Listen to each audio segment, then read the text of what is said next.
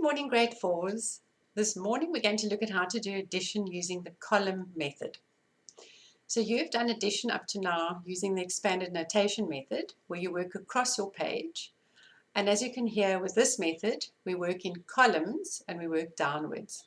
So let's take a look at our first example. So here we have x equals to 2,342 plus 1,083. So the first thing we need to do is we need to break up our number into its values. So we look at the first number and we have 2,000. So we are going to write the 2,000 in the thousands column. So we're going to write 2,000 in there. Our next number is 300, which we're going to write in the hundreds column. So we put our 300 in there. Following number is a 4, which is 40, which is going to go under the tens. And our last number there is a 2, which is going to go under the units. There we go.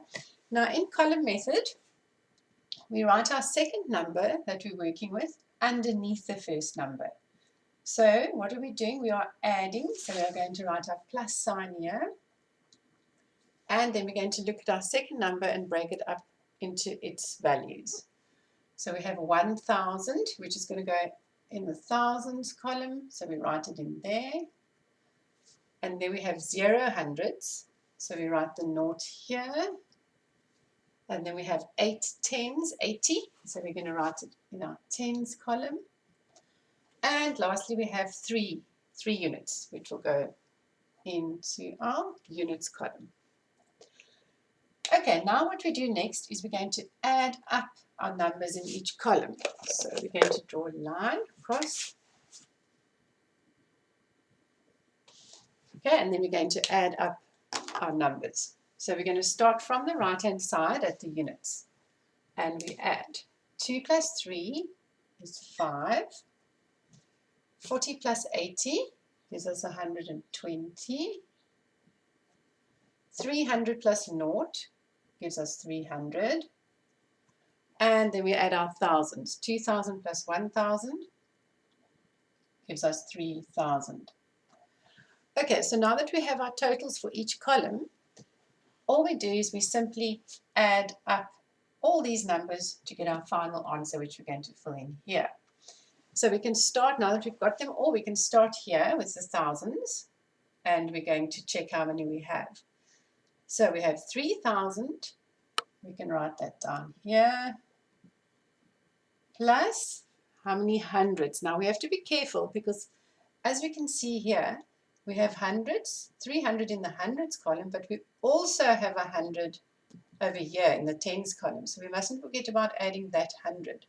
So what I'll do is I'll put a little color line under our 100. So we've got 300 here. And we also have 100 over here, which is next to the 20. So we have to remember that 100. So let's add our hundreds up now. 300 plus 100 gives us 400. Now we're going to look at our tens. We only have 20, so we can write that down. 20 tens. And now we have to look at how many units. We only have 5, so we can write our units down. And then we have all the totals. So all we do is we add all these up to get our final answer. So let's see, we have 3,425. So we can write our answer in here. 3,425. Okay, I hope you found that quite easy to do. If you didn't find it that easy, then you just go over it again. Watch the steps again and try it on your own. But before we go, I'm going to do a second example so we can have a little more practice. And this time we're going to add in an extra number. We're going to add 3 numbers together. Let's see how that works. Right, so I'm going to just rub this out. Okay, grade 4s, and also remember that I will write the example down on a page for you, which I'm going to send to you, so that if you forget how to do it, you just go through the steps in the example again And then I'm also going to give you quite a few sums for you to practice this method. And you'll see, I think you'll quite enjoy doing this method because it's quite easy to see the numbers in the columns. Okay, so let's do our second example. We're going to say, let's write number 2. And we're going to say x equals 1,946 plus 735. And I said we're going to have a third number added in, plus 317. Right, so let's look at those three numbers. Right, the first number, so remember what we do, we're going to break up the number into its values. So let's start with the first number, 1,946. The 1,000 will go in the thousands column. 900 will go in the hundreds column. 40 will go in the tens column. And the 6 will go into the units. Okay, I think we're going to rub this line out because we may not have too much space for 3 numbers. So let's make a little more space here. Okay. Right. Let's just get that neatened there. Okay, so now we go to our second number and we look at that, 735. Can you all see that there are no thousands here? So let's put a naught in the thousands column so that we know there were no thousands with that number, just so that we don't lose our place.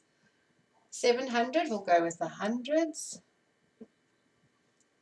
3, that's the 30, will go into the tens column. And that 5 units. So we'll put the 5 in there. Okay, now we have to add our third number. So all we do is we just put our third number below the second number. So we're just adding in another row of numbers. Okay, let's check here. We don't have any thousands again, so let's put a naught for thousands, that there are no thousands. We have 300, which will go in the hundreds column. 10, which will go with the tens. And then we have 7 units, which we'll put in there. Okay, so just as we did in the last sum, now we are going to add up the numbers in each column. We draw a line across and we're going to begin adding. Okay, here we've got 6 plus 5 is 11, plus 7 we have 18. Okay, let's add up our tens, 40, 50, 60, 70, 80. There we go. And here we see we've got 700 plus 300, which gives us 1,000 plus a 900. So we have 1,900. And here in the thousands, we only have the 1,000 and no other thousands. So we just have 1,000. Right, what's our next step? Now we have all our answers in the columns. Now we simply add up all these numbers in each column to get our final answer. And we can start with the thousands again because we've got done all the answers going down. So now we just start here and we start adding with thousands. So remember, we have to check in the other columns also to check if there are more thousands. So let's have a look. Here we've got this 1,000, and can you see that we've got in this column, the hundreds column, we have the 1,000 in there as well. So we mustn't forget about that one. So let's underline those two.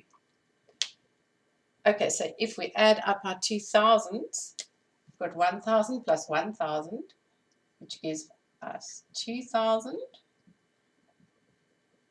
Okay, now we're going to add up our hundreds.